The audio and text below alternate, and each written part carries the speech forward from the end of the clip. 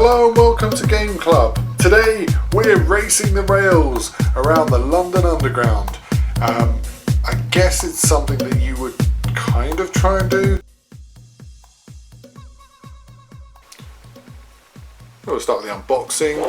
Pretty simple stuff, I think. This is Race the Rails, the Underground game, and we've got to thank our friend over at Gibson who has given us this lovely review copy to play.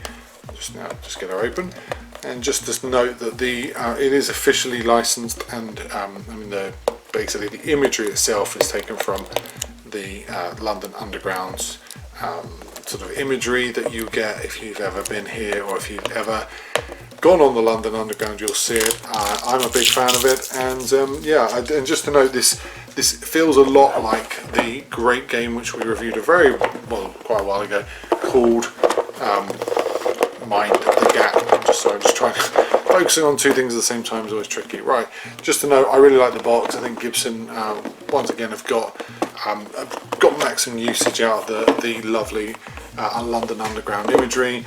Just to note, the 8 years, 2 to 8 players, 15 minutes.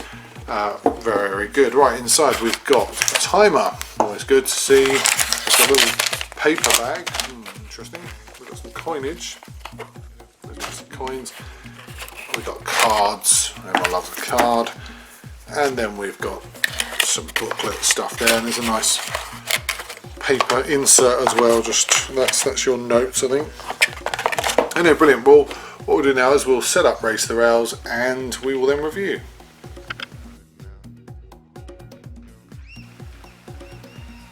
In front of us is the setup for Race the Rails, and as you can see here, we've got the 4 stations. We've got, it's a 4-player game. We'll choose red, purple, yellow, and lovely pink. The rest can go here, but there's up to 8 players. Effectively, they start with a card and 2 pennies. Trust me, you can't ride on the rails now with a penny, but if you could, it would be amazing. And then what you do is you lay out all of these cards. These cards are route cards, and they say clearly route card on the back. And they have particular routes to particular destinations, which enable you to find a destination to your home, which is always very good. And then you need to take 2 of these cards, and effectively you get, just to show you, get this really useful guide. The 2 cards that you're taking are called milestone cards, and effectively they're 2-sided cards like this. You lay them out, you do what it says in there. So for instance, this is a buskers one, and it has to have 6 pennies on it, because I'll explain, but basically you get a penny every time you land on it, or you get 2 pennies, or you have to give a penny to somebody. There's an interaction there. There's an almost home card, which is just on the side here, which you won't be able to see, but I'll pull it to there. And then of course you get your timer as well. Now, to note, with these, they're triggered. If you look at the card, and I'll take one up so you can see the route card. It has images on the side here, and these are triggered if you end up if you need to use this Golders Green, for instance, to Totteridge and Whetstone. This is just an example. Effectively, then that's triggered, and you have to do what it says on the card. Same with the other card, which shows a knife and fork. Now, what basically happens is, players are trying to find their route. As it says, the aim of the game is the first player to complete the journey across the London Underground network and reach home. This game is best when players are active, so make sure that there's plenty of space around the table. Everyone plays at the same time. Let the race begin. Now, I'm not obviously going to run around and show you, but effectively what happened is 4 people would start, and they would be looking for locations to go along. What happens is, you will get a little notebook which you sort of start, where you will write down your starting station. So when you turn over your card, you look at your route card on the table to find their starting station name and place their passenger there. So your little red passenger, for instance, so this is Amersham.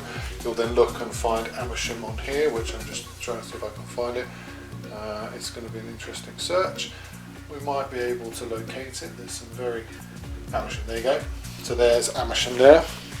And then what you're effectively doing is it's the first player to reach home on your route, then flip the almost home card over and place your passenger on the first position. Right, you can, if you want to, you can ask for help. but you have to obviously pay for that. And the way you ask for help is you flip this over and it says, as you can see there, assistant required. I quite like the London Underground, the use of the font. It's quite complementary to it. But you are effectively going around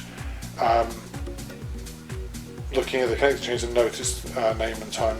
Now look for that station on a different route card, place your player piece there, and repeat until you reach a milestone or home. So effectively, you're looking then for home, as you can see here. I'll just show you this one. As you can see, it says home there, and that way then you can effectively get home. You're racing to almost home. Flip this card and place your playing piece on the first home space. When all the spaces for the number of players are filled, the game's immediately over. So effectively, you flip this over, and if you get home first, then you win. You come first. So to denote, you start here and you work all your way around, following the times and the locations in order to get to home. In which case, you then flip over this card and you get home. But also by triggering these, you get money, and you also have to give money if you ask for help, and that is the game. It's as simple as that. Race the Rails is an above average sort of family game, which at first opening, when you first look at it and you first sort of unpack all the components, will appear to be very difficult, because it looks like a lot of route cards, a lot of destinations, and a lot of kind of running around without sort of much point. But once you kind of get into the nitty gritty, once you dig down a little bit, what you'll find is that the game has a little bit more substance to it. It uses the processes that it's got, i.e. the location finding and the time and route finding, as a kind of analytic tool, which is quite interesting, because actually when you play it with people, especially when you play it with groups of people, you find that they are stimulated more, and they sort of poke and prod and find and kind of it is an interesting experience. I generally found it quite interesting. There was only 3 of us playing it, and we felt that it really became quite madcap, because there's points where people might ask for help, and the help doesn't interrupt you, because actually you're able to find your own sort of locations as well as finding theirs. But, and this is the big but, it's not a game that will last very long. So yes, the 15 minutes will be there, and I think you'll probably get 3 or 4 times for it before you probably will give up. Not because you'll be bored of it, but because it's quite repetitive. I like the introduction of those milestone cards, because they add little sort of nuances, but in honesty, it's not enough to keep it being a regular player, which is sad, because the amount of work gone into the imagery and the quality is exceptional. It really does deserve to be given, or at least get more playtime than it will probably end up doing. Anyway, that was Race the Rails. I'm Simon, this is Game Club, and thank you for watching.